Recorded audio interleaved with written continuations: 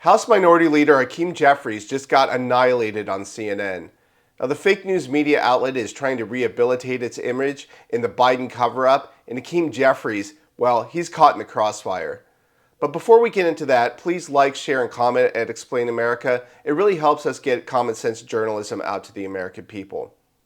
Now, Hakeem Jeffries has been on CNN and is used to just puff coverage, no hardball questions whatsoever. And he recently appeared on CNN with Wolf Blitzer, who is part of this really strange rehabilitation tour that CNN has decided to do in a rebranding effort. Now, they're trying to pretend like they didn't cover up Biden's mental decline during the 4 years of absolute nonsense and rubbish that the Democratic Party put the American people through. Utter incompetence, complete nightmare, and CNN is trying to pretend like they weren't a part of this gaslighting project. Now, they might as well have been run by the DNC, because anybody with eyes could see from the very beginning of the Biden presidency that the guy just didn't have it. He was not able to really show a lot of vigor. He didn't have a press conference for 100 days.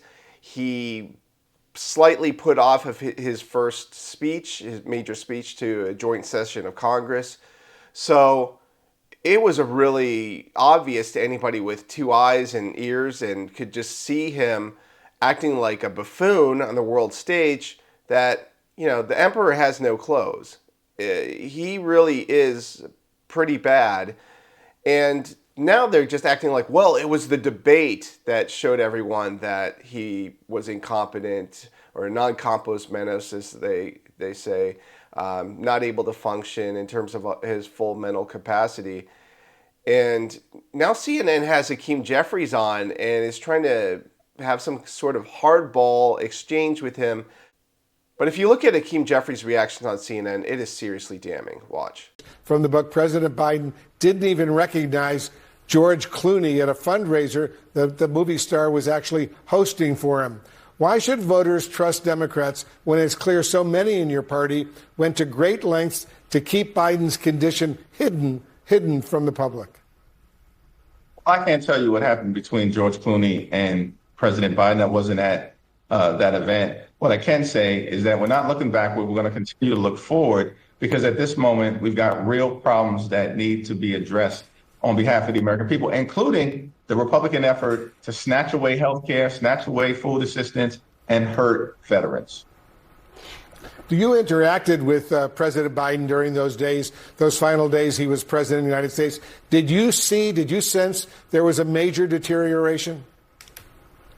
Well, in the conversations that I was able to have on behalf of the House Democratic Caucus in those final days, we simply expressed our perspective as to what would be best for the party at that given moment in time.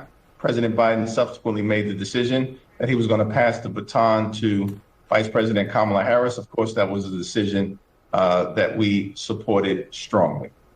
Just very quickly, I want to ask you, Congressman Jeffries, you say we're not looking back, we're looking forward, but what happened in the past has to do with what's going to happen in the future and whether voters can trust Democrats. As you look back, you were in a leadership position when President Biden decided to run again. Should you have done more at that point to intervene? It's a great question in terms of whether voters can trust Democrats or not. Every single high-profile special election that has taken place since President Trump was inaugurated, a special election victory in Iowa in January, a special election victory in New York in February, a special election victory in Pennsylvania in March, a special election victory in Wisconsin in the Supreme Court race in April, and yesterday, decisively defeating a Republican incumbent in Omaha in a surprise to many observers. Clearly, voters are trusting Democrats. This year, when they go to the ballot, repeatedly rejecting MAGA extremism. Congressman Hakeem Jeffries, the Democratic leader in the House, thanks so much. Now, Hakeem Jeffries, obviously, he got completely obliterated because he had no response to the charges that Wolf Blitzer had about Biden, had no answer whatsoever. But in terms of this whole exchange, well, they two actually annihilated each other because they're both terrible. They're lying to the American people and gaslighting us once again. It just doesn't stop with this outlet. If they were just truthful and admitted, hey, the DNC told us to cover up Biden's mental faculties and being in decline, that would be a little bit more respectable, because then you'd have some hope that they would be fair with the American people at some point in their network's existence. And it just doesn't seem like that's going to happen for the American people anytime soon. So CNN is just digging itself a bigger hole with this gaslighting, and it's not going to work. And they're actually dragging the Democratic Party down with them. So that actually works for me, because without the lies of the mainstream media, you wouldn't have such a strong interest in independent journalism. So that's why we would encourage you to like, share, and comment Explain America, because we're going to just shoot it straight with you and tell you what's going on and not lie to you about what you can see with your own eyes and hear with your own ears. This has been Kyle Becker with Explain America.